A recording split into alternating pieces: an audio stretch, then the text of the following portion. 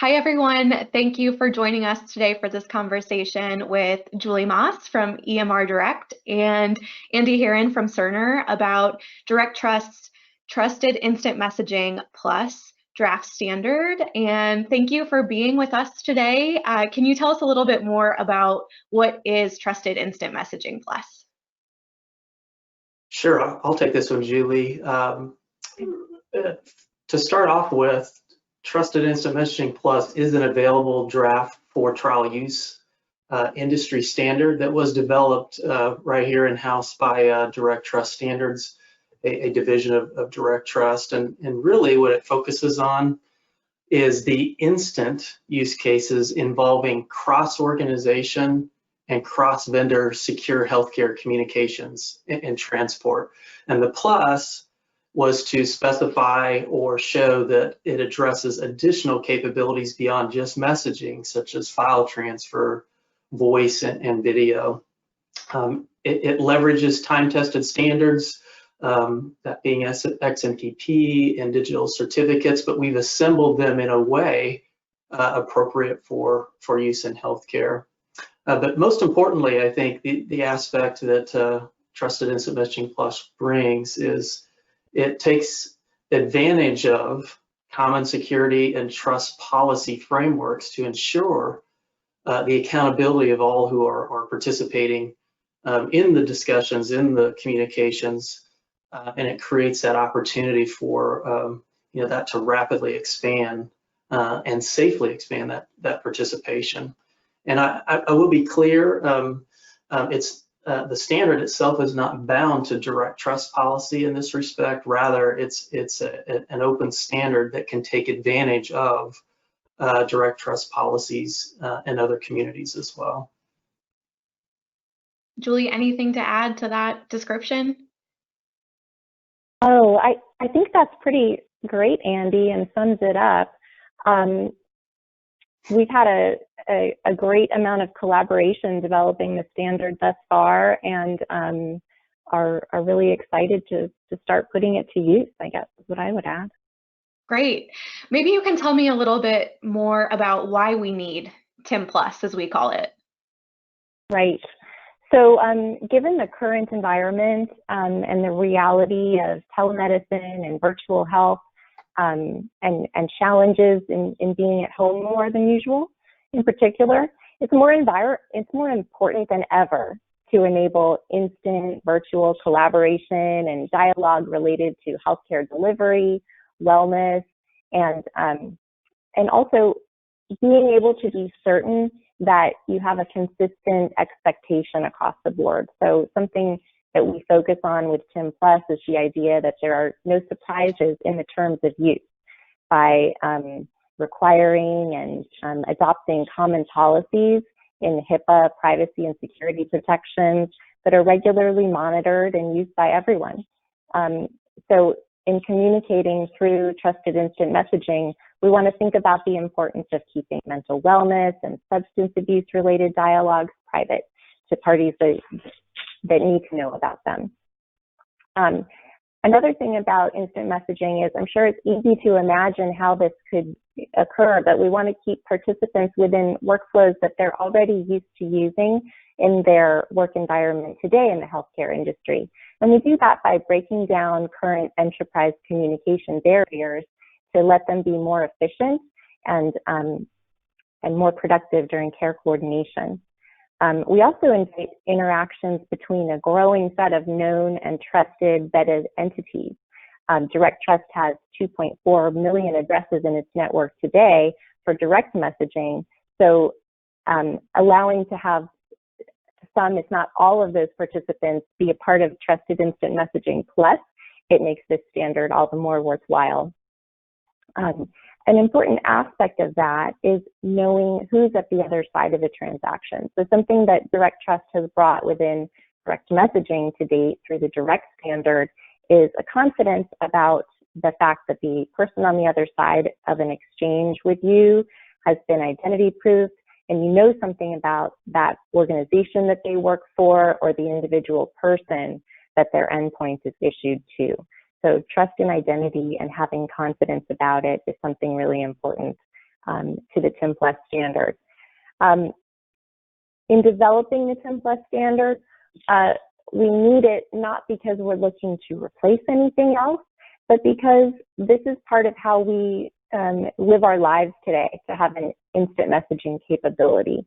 So if you think about what more we could do if you could communicate asynchronously with providers and through this kind of different interaction that can really occur at any necessary point in care coordination, that's the value of TIM Plus.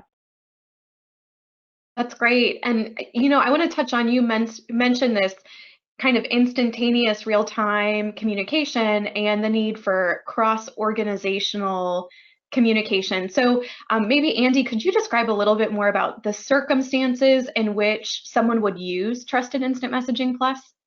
Yeah, Julie somewhat introduced the topic here. If you think about this, it's very analogous to our use of email versus instant messaging today, is the way I would describe it at a high level.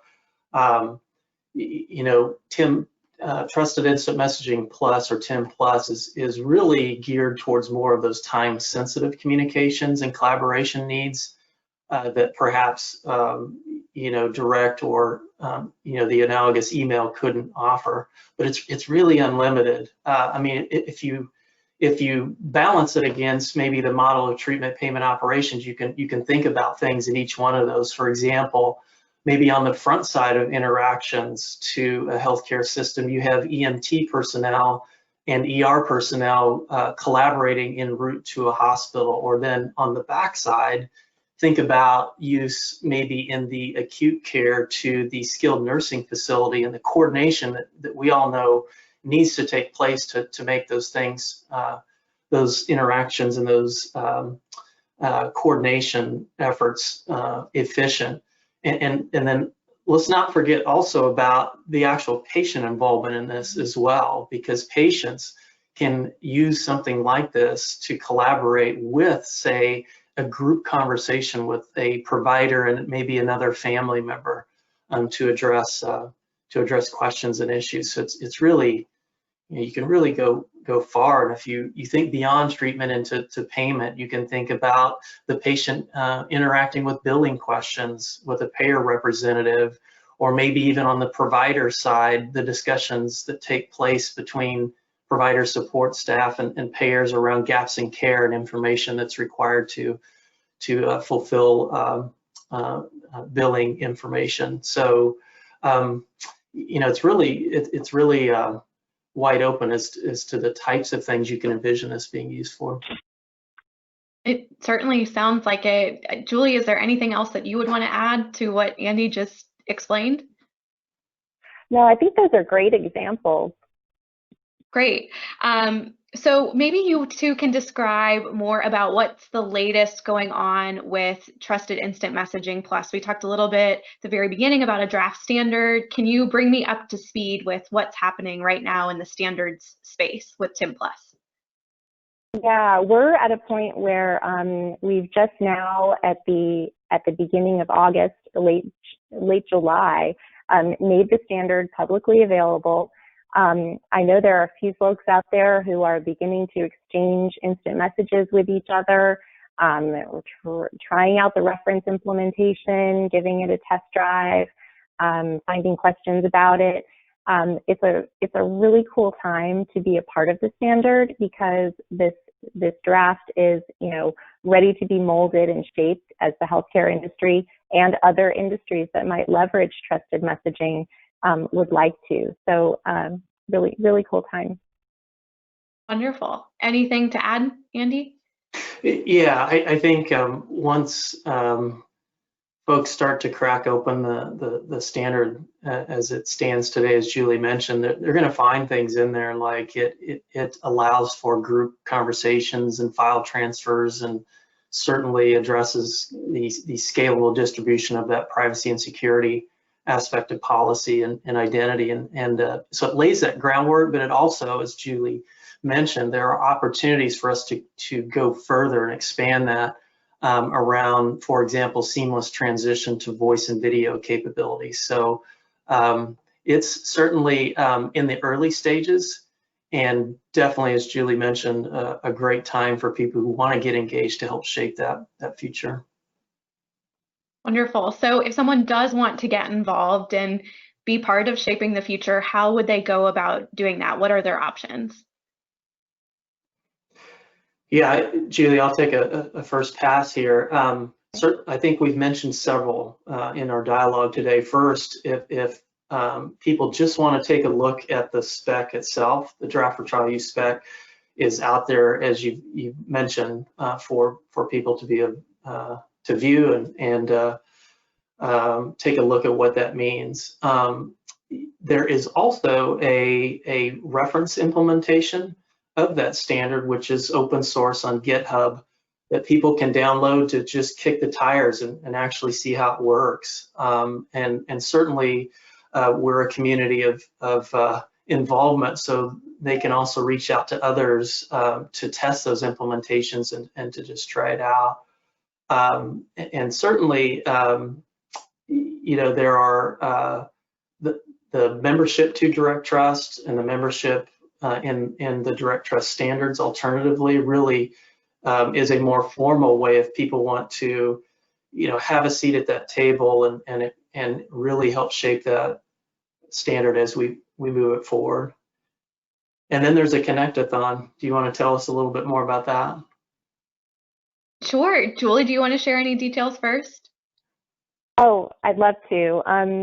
Connect-a-thon, for those of us who have been in these before, is the very most exciting thing about a new standard. It's really where you get to take your own application, implementing the standard, and run it up against how others interpreted the standard, find out about those first messages to each other and how it's working, and really, evolving that over time into additional Connect-a-thons is fun too, but the early ones are kind of the best, where you really have those aha moments, where we hope to vet little maybe questions about the spec, extend the use cases in ways we hadn't imagined before, see other industries come in, like potentially the financial services industry may have a few participants that they decide to bring and vet the standard a bit.